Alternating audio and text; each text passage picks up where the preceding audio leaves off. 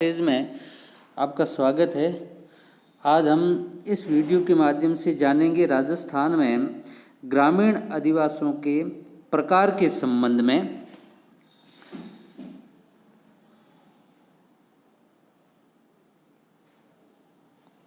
राजस्थान में यदि हम ग्रामीण आदिवासियों के प्रकार की बात करें तो ग्रामीण आदिवासियों के प्रकार को प्रभावित करने वाले कई प्रकार के कारक हैं। ग्रामीण आदिवासियों को उनकी स्थिति यानी कि उनकी लोकेशन, उनकी मॉर्फोलॉजी, उनके समूहन तथा हाउसिंग स्पेसिंग के आधार पर इन्हें विभिन्न प्रकार के भागों में बांटा जाता है।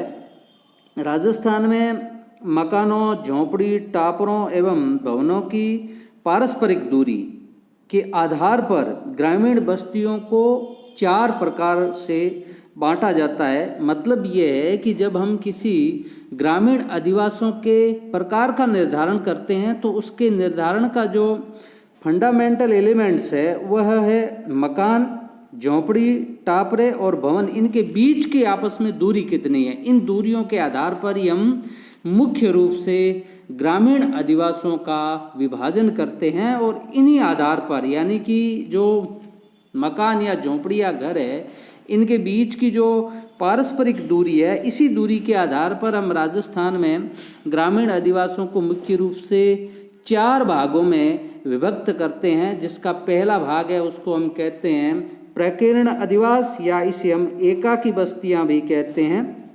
दूसरा जो प्रमुख ग्रामीण अधिवास का प्रकार है उसे हम कहते हैं सघन अधिवास, यानी इसे हम कहते हैं, दूसरा नाम यदि इसको हम कहें तो इसको हम कहते हैं पुंजित बस्तियां भी हम इसे कह सकते हैं।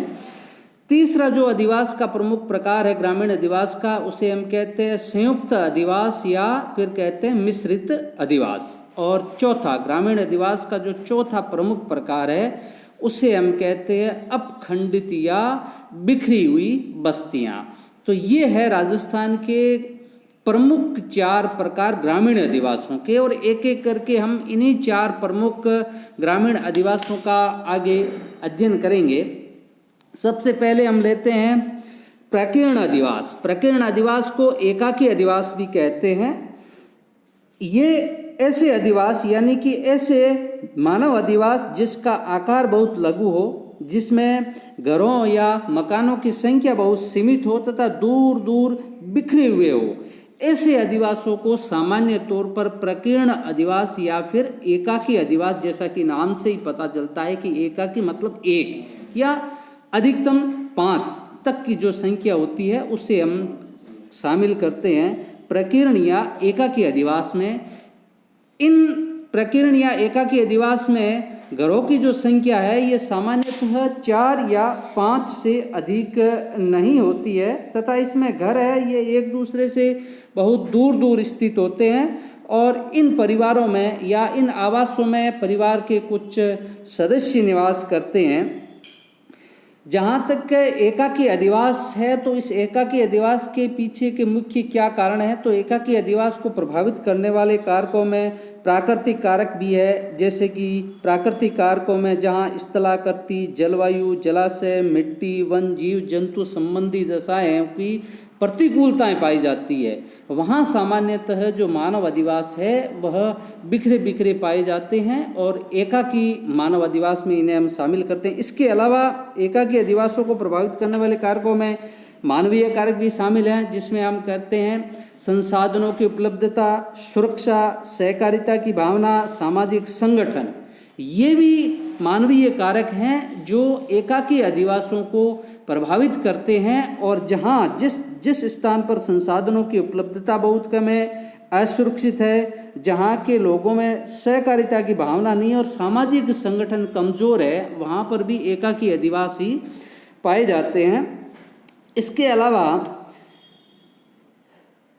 एकाकी अधिवासियों की जो हम कहते हैं नेचर, वह मुख्यतः होती है सेंट्रीफ्यूगल होती है, यानी कि अपकेंद्रीय प्रकार की होती है, जो कि दूर दूर बिखरे हुए होते हैं। ऐसा कोई फोर्स नहीं है जो उनको आपस में संगठित कर सके या समीप ला सके। इसलिए इन अधिवासियों की प्रकृति में अपकेंद्रीय शक्ति है वो काम करती है। और राजस्थान में इस प्रकार के जो अधिवास है ये मुख्य रूप से पश्चिमी मरुस्थलीय भूभाग जिसे हम कहते हैं थार का विशाल मरुस्थल, इस मरुस्थलीय भूभाग में अधिकांश इस प्रकार के प्रकीर्ण अधिवास पाए जाते हैं, क्योंकि यहाँ की जो प्राकृतिक दशाएं हैं वो भी मानव अधिवास के लिए इतनी ज़्यादा उपयुक्त नहीं है। इसके अलावा मानवीय कारक भी कहीं न कहीं एकाकी अधिवास को इस मरुभूमि में प्रभावित करते हैं, जहाँ घर एक दूसरे से दूर दूर मुख्य रूप से खेतों में बसे हुए होते हैं। और ये अधिवास मुख्यतः खेतों में इसलिए बसे हुए होते हैं क्योंकि ये खेतों की देखभाल, सुरक्षा और निवास करने के लिए ही ये अधिवास बनाए जाते हैं। जैसे हम यदि इन एकाकी अधिवासों के उदाहरण को देखने की कोशिश करें तो उनको भी एक विशेष ढाणियों के नाम से या पर्टिकुलर किसी व्यक्ति के नाम के आधार पर इन्हें पुकारा जाता है। जैसे डारों की ढाणी, सहुओं की ढाणी, सुथारों की ढाणी, भूरा की ढाणी, चमारों की ढाणी, गुजरों की ढाणी, हरजी की ढाणी इत्यादि। ये जो मुख्य उदाहरण है ये किसी एक ढाणी विशेष के आधार पर इनके नाम पड़े, और ये एकाकी अधिवास के मुख्य रूप से उदाहरण है। ये हम इस डायग्राम के माध्यम से ये देख रहे हैं कि किस तरह से होते हैं प्रकीर्ण अधिवास, जो मुख्य रूप से खेतों में दूर दूर बिखरे हुए होते हैं। तो ये इस चित्र के माध्यम से आप देख रहे हैं कि किस तरह से प्रकीर्ण अधिवास खेतों में एक दूसरे से दूर दूर बसे हुए होते हैं, और इनके बीच में जो घरों के बीच की दूरी है वो भी अमूमन अधिक होती है। अब हम बात करते हैं राजस्थान में ग्रामीण अधिवास का जो दूसरा प्रमुख प्रकार है, जिसे हम कहते हैं सघन, इसे हम कहते हैं पुंजित अधिवास भी इसे कहते हैं। इस अधिवास की मुख्य विशेषता ये होती है कि इसमें जो हाउस है या घर है ये बहुत ही पास पास में होते हैं, और इन घरों के बीच की जो दूरी है, मध्य की दूरी है, ये या तो बिल्कुल कम होती है और या फिर होती ही नहीं है, बिल्कुल सटे हुए आपस में होते हैं। और इनकी जो गलियां और मार्ग है ये बहुत ही संकरे होते हैं।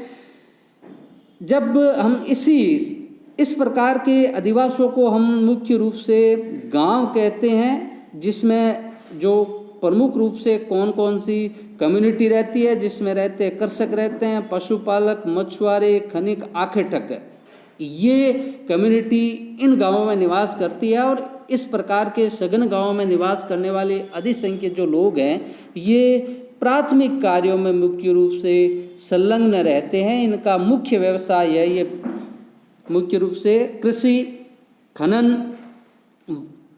वन से संबंधित उत्पादों को एकत्रित करना, ये उनके मुख्य व्यवसायों में शामिल हैं।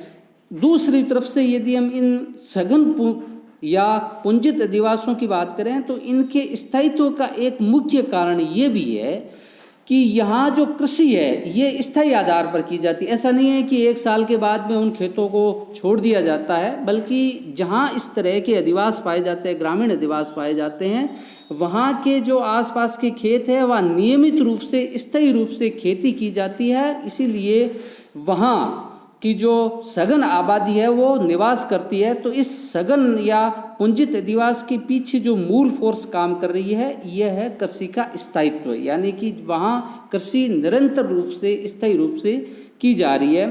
अब ऐसे जो सघन आवास होते हैं, सघन गांव होते हैं, उनमें अपनी एक निर्धारित सीमा होती है, और ऐसे सीमा वाले गांवों को हम अमूमन कहते हैं राजस्व गांव भी कहते हैं। इसमें बसा हुआ क्षेत्र होता है, कृषि क्षेत्र होता है, चरागाह होता है, जलाशय होता है, इत्यादि ये चीज़ें शामिल होती है, और उसको हम एक मैप के माध्यम से भी प्रदर्शित करते हैं एक गांव की राजस्व सीमा को।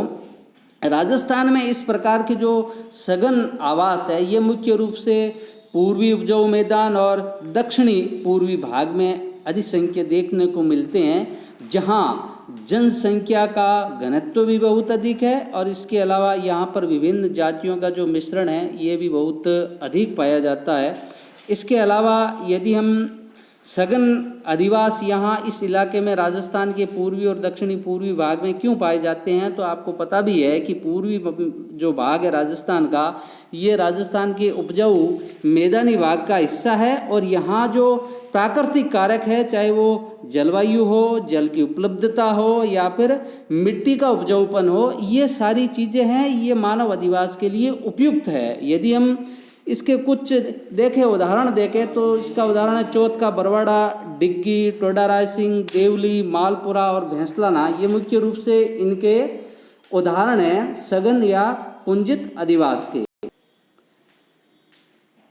अब हम इस चित्र के माध्यम से ये देख सकते हैं कि सघन अधिवास का जो प्रारूप होता है वो किस तरह से होता है। जिस तरह से इस प्रकार के अधिवासों में चारों ओर से 2 या 4 मार्ग आते हैं और इस मार्गों के किनारे किनारे ढाणियाँ या घर बसते जाते हैं जिनके बीच की दूरी बहुत कम होती है। तो आप इस डायग्राम के माध्यम से भी ये देख सकते हैं कि किस तरह से घर आपस में बिल्कुल सटे हुए हैं और एक घेरा बनाए हुए आपस में बसे हुए हैं। तो ये है सघन अधिवास का उदाहरण।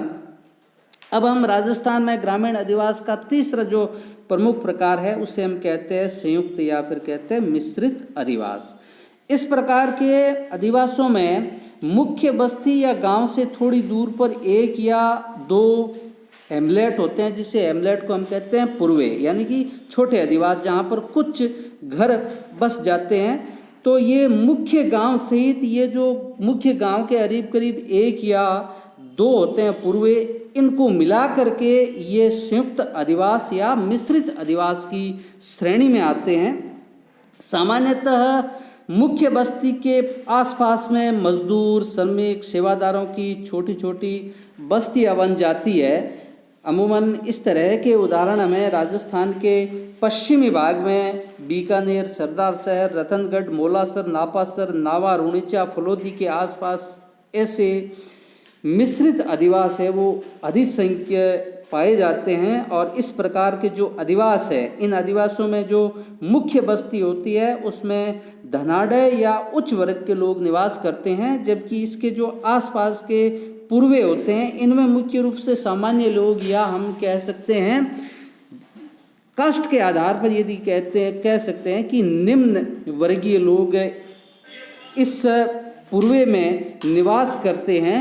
तो ये राजस्थान का जो संयुक्त या मिश्रित अधिवास है ये मुख्य रूप से पश्चिमी राजस्थान में और अमूमन जहाँ एक गांव के आसपास पूर्वे मिल जाते हैं 1 या 2, उन्हें हम सामान्यतः संयुक्त या मिश्रित अधिवास की श्रेणी में ही रख सकते हैं। अब हम इस डायग्राम के माध्यम से भी देख सकते हैं कि किस तरह के होते हैं संयुक्त अधिवास। आप देख सकते हैं कि एक मुख्य आबादी के आसपास में 3-4 पूर्वे बसे हुए हैं और यही पूर्वे सामूहिक रूप से मिलकर के संयुक्त या मिश्रित अधिवास का निर्माण कर रहे हैं। अब यदि हम बात करें राजस्थान में ग्रामीण अधिवासों का चौथे प्रमुख प्रकार की, जिसे हम कहते हैं खंडित अधिवास। इस प्रकार के अधिवासों में जो घर होते हैं इनमें थोड़ी थोड़ी दूरी पर इस प्रकार के घर बसे हुए होते हैं जो सभी मिलकर के एक अधिवास या गांव का निर्माण करते हैं। यहाँ मुख्यतः अपखंडित का मतलब ये है कि एक छोटी छोटी दूरी पर कुछ समूह में घर बसे हुए होते हैं और फिर उनके बीच में दूरी और फिर छोटे छोटे समूहों में घर बसे हुए होते हैं और ये सारे जो दूर दूर बसे हुए एक समूह में घर है ये सभी मिलकर के एक गांव का निर्माण करते हैं। इसीलिए हम इसे अपखंडित अधिवास की श्रेणी में रहते हैं। ऐसे मानव अधिवास न तो एकाकी होते हैं और न ये सघन होते हैं। इस प्रकार के अधिवासों को बिखरे हुए अधिवास भी कह सकते हैं और इसे हम अर्ध सघन अधिवास की श्रेणी में भी रख सकते हैं। इस प्रकार के अधिवास मुख्य रूप से राजस्थान के उपजाऊ भूमि और बाढ़ क्षेत्र में अधिक पाए जाते हैं। यदि हम राजस्थान की बात करें कि ये राजस्थान में अपखंडित अधिवास के उदाहरण सबसे ज़्यादा कहाँ मिलते हैं, तो इस प्रकार के उदाहरण राजस्थान में चंबल और बनास नदियों के किनारे ऐसे अपखंडित जो अधिवास है ये मुख्य रूप से पाए जाते हैं। यानी कि राजस्थान का जो चंबल और बनास है ये मुख्य रूप से राजस्थान के दक्षिणी पूर्वी भाग का हिस्सा है। वहाँ हमें इस तरह के अधिवास है वो मुख्य रूप से देखने को मिलते हैं। अब हम यदि इस डायग्राम के माध्यम से देखें कि किस तरह के अपखंडित अधिवास होते हैं, तो आप इस डायग्राम के माध्यम से देख सकते हैं कि किस तरह से छोटे छोटे जो आवास है ये एक दूसरे के आसपास बिखरे हुए अवस्था में आपको दिखाई दे रहे हैं, यही एक तरह का अपखंडित अधिवास है, जो न तो एकाकी है और न ही संयुक्त है। यानी कि संयुक्त और एकाकी के जो बीच का भाग है, इसे हम कहते हैं अपखंडित अधिवास। इस प्रकार इस वीडियो के माध्यम से हमने राजस्थान में ग्रामीण अधिवासों के 4 प्रकारों का संक्षिप्त रूप में अध्ययन किया। निश्चित रूप से इस वीडियो से आपके ज्ञान में वृद्धि हुई होगी। इस वीडियो को देखने और सुनने के लिए आप सभी का बहुत बहुत धन्यवाद।